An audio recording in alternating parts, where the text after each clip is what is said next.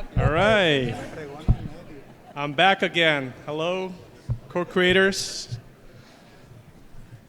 Well, what do you guys think about Bridget's sharing? Where's Bridget?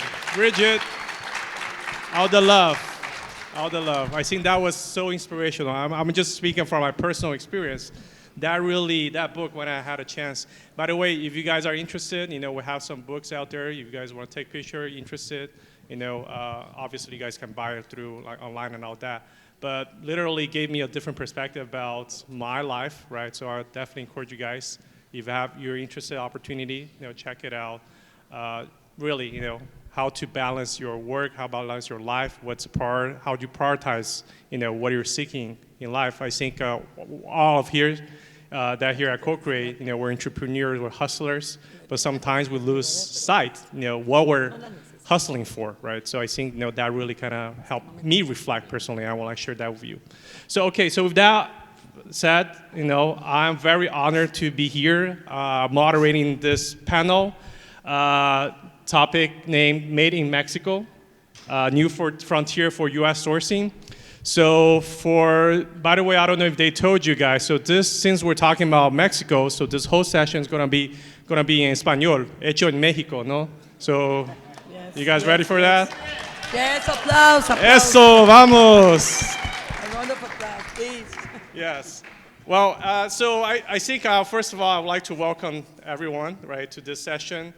And then before we dive in, I want to just thank you all again for being here and then be at CoCreate, right? I think it's very special, like to all of us kind of come across around the country, around the world, right? To be here, kind of sharing the same mindset, sharing the same eagerness, right? To network, to learn, and then to grow professionally, business-wise, and personally.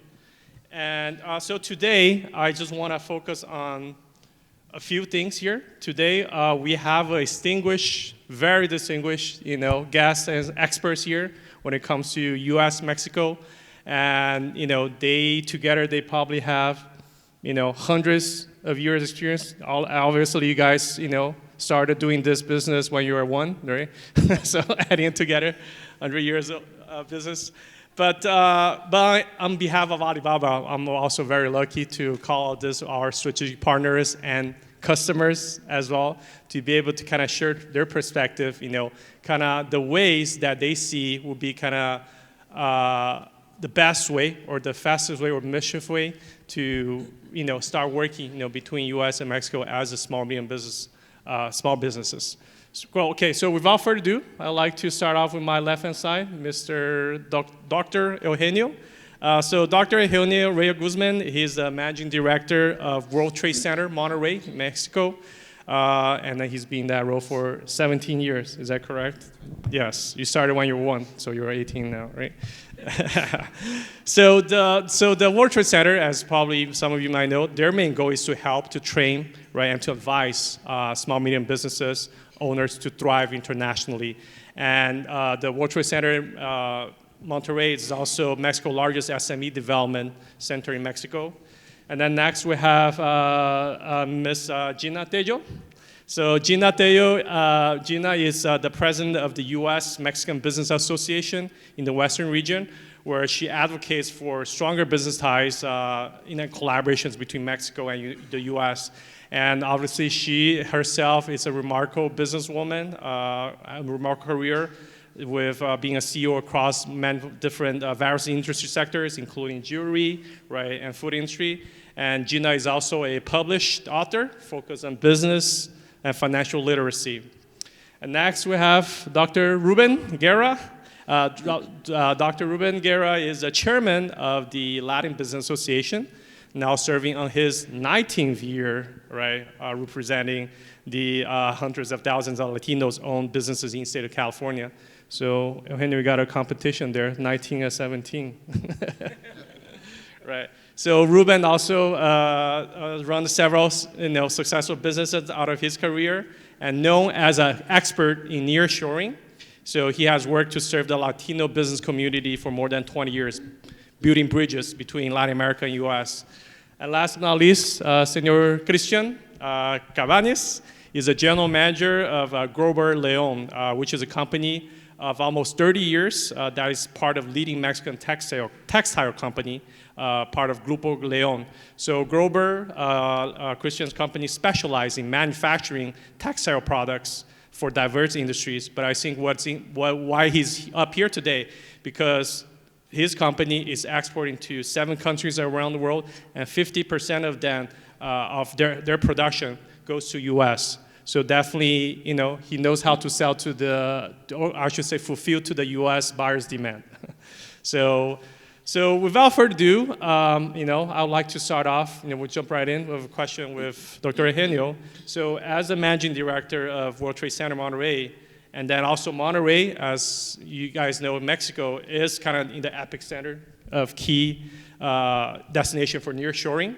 So could you please share a little bit of insights into what specific advantages Mexico, right, offers to U.S. companies or U.S.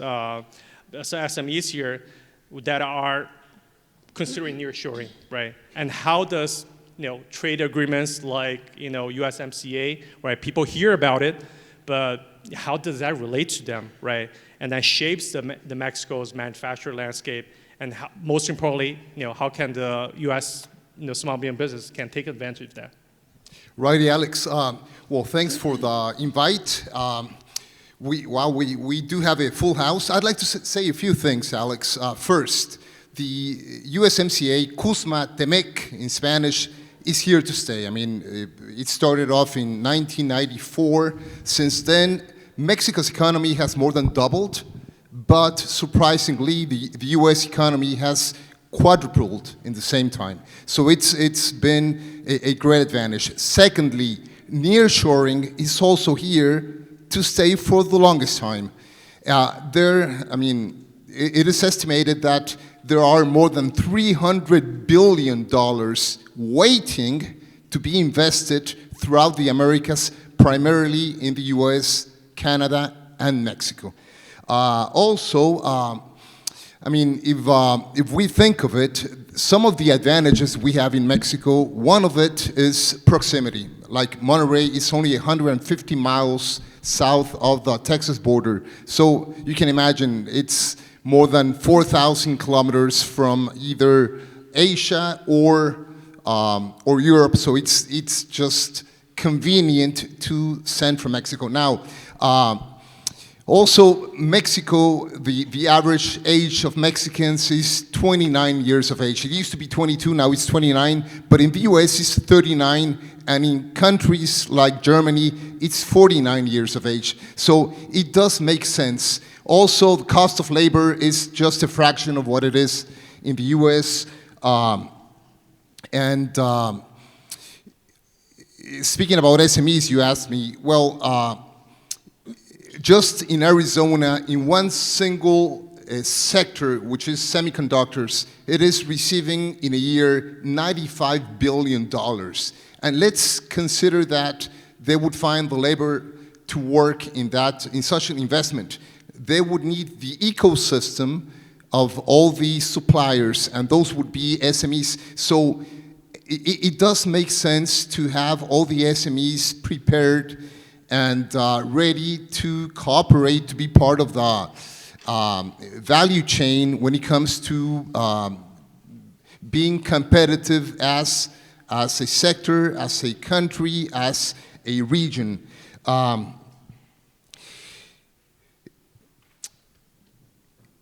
Well, one more thing is, I don't know if you knew this or not, but more than 65% of all the manufactured goods throughout Latin America come from Mexico. That's part of the advantages of the USMCA.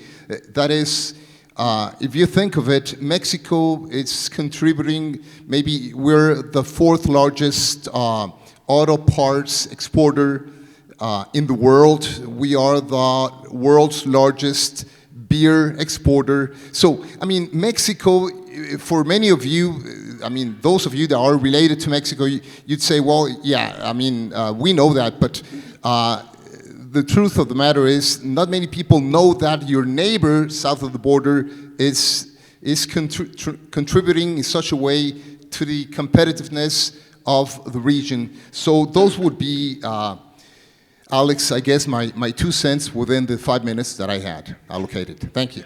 I'm sure you're going to have more than that, but thank you so much for your perspective. Sure. So let's move to Gina, right? Gina, you lead the U.S. Mexico Business Association, right? So it's obvious that you have a very deep understanding of Mexico's competitive edge, right, in the global manufacturing, because you're basically connecting the business between U.S. and Mexico. So kind of similar to that question, like, so what makes Mexico stand out, right, in this arena? Like you being from state of Jalisco, Guadalajara, right, a leading manufacturing hub in Mexico. And so what are some of the kind of the specific regional advantages, right, that contributes to the manufacturing success? And again, how can small, medium businesses, right, the American, US small, medium business can identify and connect with these Mexican manufacturers effectively? Thank you, Alex. Well, hi, nice to meet you. My name is Gina. I'm president, as he said, of the U.S.-Mexico Business Association. In Mexico, the first thing I say, welcome to Mexico. We always like to make business. We're all over the world. We have, as Eugenio said before, we have treaties with 50 countries all over the world. So doing business with Mexico sometimes is very convenient. Why doing with Mexico? Why we're talking about such an important thing? Well, Mexico, because of the geographical location, is the neighbor next door to the United States. Like it or not. For good or for bad. Yes. And you only see the TV, Fox, CNN, and everything, and sometimes you hear the bad things. But let's talk about the good things about Mexico. Mexico has wonderful things. We are 130 million people. When you want to go to Mexico, be my guest. I will take care of you because it's wonderful. We have great cities. Mexico City has around 30 million people. Guadalajara, where I live, Jalisco, we are 8 million people. In Guadalajara, where I live, we have 24 industry hubs, specialized. We are the second Silicon Valley of America. We produce computers. We produce software. We produce a lot of different products that you buy and use every day. I cannot imagine one US citizen without a guacamole. Really? Or without a cup of coffee that you don't produce here, that is produced in many countries and in Mexico. So we need each other, and the part of talking about Mexico is, first, we are the neighbor next door. Second, we have a great skilled hand labor. I don't know, but in the top 10 countries producing engineers of the world, Mexico is the third producer of engineers in the world. The first is Germany, Japan, and the third one is Mexico. And I'm an engineer. So am I. So the thing is, all the engineers that are coming to create products in Mexico are people that create and know different industries. I'm going to tell you something. We are the biggest producer of jewelry of all America. Of all America. We have more than 12,000 businesses related to the jewelry industry in Mexico. Gold, silver, and fashion jewelry. If you go to Guanajuato, in the middle of the country, you see people that buy over there, and we produce all the parts for the car industry that you drive every day. They are produced in Mexico. The clothes in Aguascalientes. The food industry, tomatoes, berries. We are the first producer of the world for berries. When you go and you buy your berries at the Walmart, remember, we are from Mexico. So the things is, one, the geographical thing, the skilled hand labor, we are producing a lot of talent. And the other thing is that we have a lot of treats, commercial treats, and well, commercial agreements with different countries of the world. So when you want to go to Mexico, many people say, how do I business with Mexico? Well, first, you can do a lot of networking with the business associations. Second, you can go over there to see the trade shows. We have the biggest exhibition center for all kinds of industries. The biggest exhibitions of the world are in Jalisco, in Guadalajara. The second biggest exhibition of the book fair is in Guadalajara, of the world. So the thing is, sometimes you say, I want to do business with Mexico, but you never take this moment to say, where do I start, or why do I make business with Mexico? Doing business with Mexico is a great opportunity, because sometimes we are not the low-cost option as China, but we are the talent, and you don't have the cost of the transportation. And this is the important thing, that now that we have all the countries with the pressure of the supply chain, I just want to tell you, there is an index that has 131 events the last 5 years that have affected the supply chain. And there will be more. Ukraine, the weather, and many things with the situations of different countries. But the thing is that now, if you want to do business, having your supplier next door is very important. We, at the Asociación de Empresarios Mexicanos, we help the people to make the soft landing, how to do the step-by-step. Doing business in Mexico is not difficult, it's easy, and it's important that you have this opportunity of going then to the trade shows, to see a local consultant, to make a direct outreach, and you go over there and see. Don't see the news, go to Mexico. You will have great food, and you will have great business. One important thing for me is we are in different states. Each state in Mexico is like one different country. Nuevo León is one thing, Guanajuato is another thing, Jalisco, where I live, well, Jalisco is the state in Mexico that has more industries associated.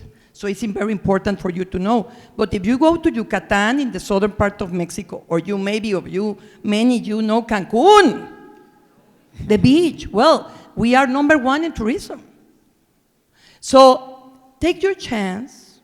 We are also in Jalisco producing the biggest companies for candies, and all the candies are produced in Jalisco. So there are many different products. You need to get information. If you don't know how to start, I can help you. Alibaba came with us, and I think we are now doing a lot of things together. Having a platform that helps you to connect with a verified supplier in Mexico is a blessing. It's a blessing for your business, because you can have your product as fast as possible, as fast as you need, and you can make business because time is money. So Mexico is a wonderful country, but you can make a lot of business with Mexico. So visit Mexico, know Mexico, and if you need more information, at the end you can contact me, and of course, I can invite you to know my country that is a wonderful miracle for making business. Thank you very much. Thank you, Gina. So that was a lot of knowledge drop right there, right? So what would you guys say, like, Gina should run for for the ambassador of Mexico to promote it? I think you'd be definitely top of the list. But no, I think that was a lot of insights, right? Especially for those of you that are, contemplating, really exploring, okay, how you can diversify your sourcing channels, how can you diversify your business partnership, right? Whether it's sourcing, whether it's selling, because Alibaba.com, I just want to kind of also share a little bit. Mexico also has a, pool of suppliers from Mexico, and then that's something one of the key focus for us is how can we also continue to expand, suppliers pool, Mexican businesses to get on our platform, and then to be able to also offer all the wonderful things, right, that Gina mentioned, the industries across all sectors to be available to all of you, right, to be able to access and then be able to consider as a business opportunity for all of you. Great. So with that said, thank you, two gentlemen, for your patience. So, Dr. Ruben, you have extensive experience, right, with the Latin America, or I should say Latin Business Association, right, as a chairman. So how would you describe Mexico's overall manufacturing capabilities and the industries driving its growth today? So, in other words, what are the primary advantage for U.S. businesses considering nearshoring, to Mexico, and particularly in terms of cost, as we mentioned, logistics and market access, right? And lastly, what advice and resources do you recommend offering, right, to all the U.S. SMEs here that are trying to navigate this, international trade complexities? Well, first of all, thank you all for being here. And I don't know how I can go after all the statistics that she gave us of Mexico, right? But unfortunately, there's the good, the bad, and the ugly. And one thing that I always share is the reality of what goes on in Mexico, right? So the good, Monterrey doing business, Guadalajara, Jalisco doing business, all great. Guanajuato también. But I've been all over Mexico. So I've been in every state in Mexico doing business the last 20 years. I have a solar company in Mexico, and I have other in agriculture and other companies in Mexico. So the nearshoring part, when she spoke about the competitiveness of why do business in Mexico, or why as either an Asian company or a U.S. company set up in Mexico. When you talk about freight, once you're shipping across, to Mexico, and if you're selling to the United States and if you're selling to Central America, well, Mexico is the exact spot you want to be in. Because once you consider freight, it's almost the same labor cost that whether you were doing it overseas or doing it in Mexico. It ends up being the same labor cost. But now you got a wider distribution between Central America and the US and Canada, right? So we've helped companies start in Mexico and set up in Mexico, but I've also helped companies from Mexico set up in the United States. And one of the biggest ones is called Su Carne. Some of you might not know it, but a lot of us eat their meat, right? And I helped them come here about 10 years ago to the US to get set up. And their first customers was MGM and Walmart USA, right? Right now, they're a $3 to $5 billion meat company, so they sell all over the world. So, but one thing when we talked about how to do it, a lot of you are like, well, how do I do it? I still don't know how to do it. The one important thing that everybody needs to know is do your homework. It doesn't matter what country you're going to work in. Every country has a certain product. Every state in Mexico, like she said, is different. If you're going to do agriculture, Sinaloa, Veracruz. If you're going to do technology, Guadalajara, Monterrey. If you're going to do auto, Guanajuato, Monterrey, Jalisco, Aguascalientes, right? So if you do your homework on what product you want to sell, what product you want to manufacture in Mexico, or you want to buy in Mexico, do your homework. One thing I always say, laziness kills dreams. And backwards, dreams kills laziness. And the biggest thing in Mexico, if you want to do business, is having a good accountant that we have all over the country. I have accountants all over the country. And we refer our business owners to those accountants and the lawyers. You really don't need a lawyer, but if you want to have a lawyer, some people feel comfortable having a lawyer. Of course, it's going to cost you more. But a good accountant always has a good notary. And in Mexico, every single business has what's called an acta. Tu acta is like your business plan certified by a notary. So remember, one thing the accountant's going to do is the name of your business, set it up within like 3 to 5 days. They'll know if it's valid in Mexico. And then from there, you do your acta. And your acta is pretty much what do you want, what type of business you're going to do in Mexico, right? And we're talking it's like 10 pages. It's not like here in the U.S., you just go down the street, you register your business, and then the next day you're doing business. Doesn't work that way in Mexico. You know, I started there, probably my first company, I started in Mexico like 10 years ago, or about 10 years ago. And I went through the whole process. I'm like, why would anybody want to do business in Mexico? But I thought I could do it all myself. So I was going here, going there, trying to do my acta, do here, spend money. And I spent a lot of more money than I should have spent what I know now, right? But it's like now I've set up 4 different companies in Mexico. Because now it's like that. I just call the accountant, hey, I want to set up this is what I want to do. And you just make sure that everything you want to do, you make sure you explain it carefully. And even, you never know what you want to do in the future. So I have an import-export company that I put every single item in there, from liquor to housing to agriculture. Everything is in my acta. So I could export and import whatever I want because I have everything in there. If you don't have it in there, you're not going to be able to do that business. It'll be stopped at the border. Done. So do your homework really well. We can help you. Associations like hers, like mine, we can always help you with the relationships that we have, you know, in the U.S. and in Mexico.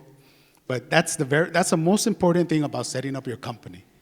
And it doesn't have to cost you $20,000, $30,000. Believe me, there's consultants over there that they're going to take you for a ride. I know it through experience of a lot of people we talk to, right? I'm not lying. It's the truth. I hate to be the bad news guy, but this is what it is. You came here to find out how to do business in Mexico. This is the start of how to do business in Mexico. Make sure all your paperwork is in order. And then everything else flows. Everything else flows. Right? So the setup is the most important thing of doing business in Mexico. Great. Thank you, Ruben. I think that's a great tip, right? And then I think, well, maybe it's worth mentioning, Ruben, also, as you mentioned, import-export, right? And so Alibaba.com has been in your, sourcing and selling career for a while too. So yeah. I think that potentially also, it's something that a process where you can facilitate that process. Yeah, I think I've been doing Alibaba sourcing since Alibaba started 21 years ago. Mm-hmm. Somewhere around there. You're the OG. Yeah, I've been doing business with Alibaba ever since, using the sourcing.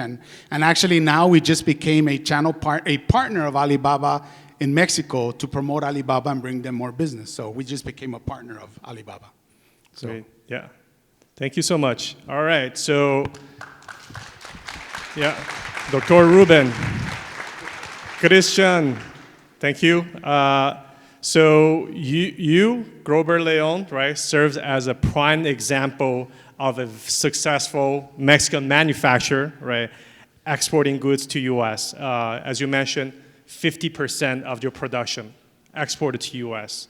So could you share how, integrating B2B e-commerce channels, right, has impacted Grover Leon's business, right, and then what strategic decision have contributed to your company's competitiveness in the U.S. market?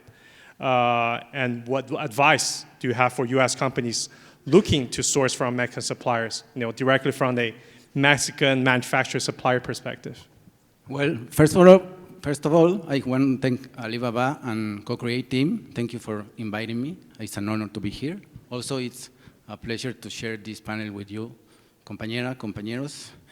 So we in Grover Leon start producing only shoelaces for the footwear industry.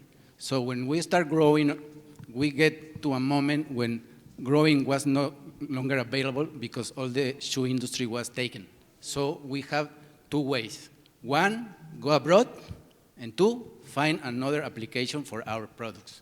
So in I don't know, 20 years goes, and we found many applications for many industries such as automotive, furniture, medical, industrial, security, and more. And then we go, obviously, to USA, no? So we start selling products to USA. No? Which one was the strategy for us? Well, it was really simple, actually. We noticed that there was so many companies in Mexico, on the board, in Monterrey. It's one of the most important clients for me. They were doing products for USA market, so like a maquilas or final products. So they need suppliers like me. So we start selling to the manufacturers in the board, so they need suppliers from Mexico also in order to get the trade, no? With USA and Mexico. So then that was how we get the confidence in the US market. So we get our name, and so we have to start doing quality products, then we have to manage the logistics, then we have to flex our products, customize the products, and that's how right now we have the 50% of our sales in USA. So what do I recommend?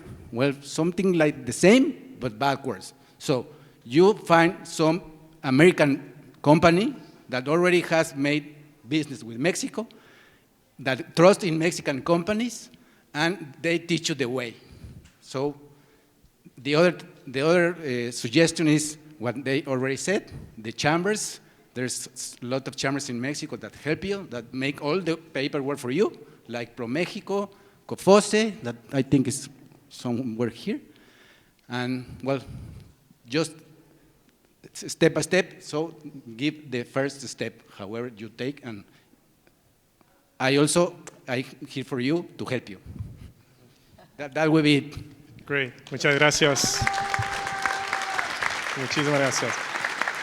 Well, I think, I'm sure, like, all of you have thousands of questions on Mexico, right? So, and we cover a lot of insights, information to digest for all of you. So we have actually a little over time, so we have a few minutes left. But I have one final question for each of you. Maybe this is a rapid question.